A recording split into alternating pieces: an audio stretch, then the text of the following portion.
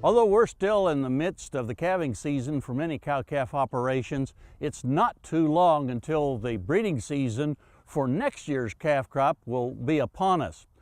Preparing the bull battery for that upcoming breeding season is very, very important for the success that we want to get a high percentage calf crop. Many of us will be purchasing new young bulls to bring home, improve the genetics in our herd. It's important, I think, to make sure that those young bulls are in the proper condition as they go into the breeding season. And that means that you may want to visit with the purebred breeder that you bought the bull from as to what his diet was at his place, and then start to match it when you bring him home to your operation. And if it's been a high grain diet, you'll want to start to step that down. Perhaps start out with about 2/3 of the amount of grain that he was receiving at the purebred place. Replace that, the rest of that with high quality hay, and then gradually, about 10% a week, remove the grain from the diet, so that by the time he goes into that breeding season, his rumen is used to taking on a high roughage diet. We want to remember these young bulls are still growing, so his total diet needs to be about 12% crude protein.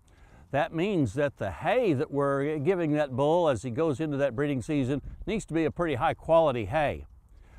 Check the feet and legs of all the bulls in your bull battery.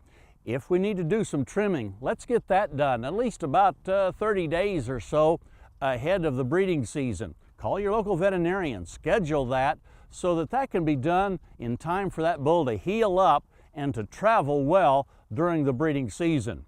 If we're going to use multi-sire pastures, more than one bull in the same breeding pasture, let's put those bulls together now so that they get the social order figured out. Let's find out who's king of the mountain so they're not fighting at the beginning of the breeding season, but they've got that all settled before we turn them in with the cows.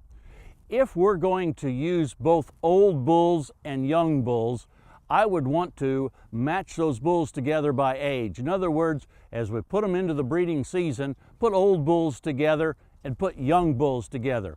If we're going to rotate the bulls throughout the course of the breeding season, I'd highly suggest that we put the mature bulls in first.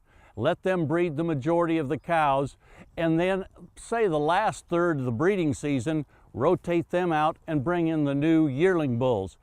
In that way, they've got fewer cows that they need to service, and they're a month or two older by the time they go into the breeding season and should be more sexually mature.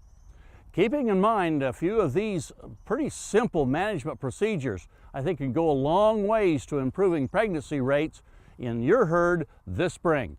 Hey, we look forward to visiting with you again next week on Sunup's Cow-Calf Corner.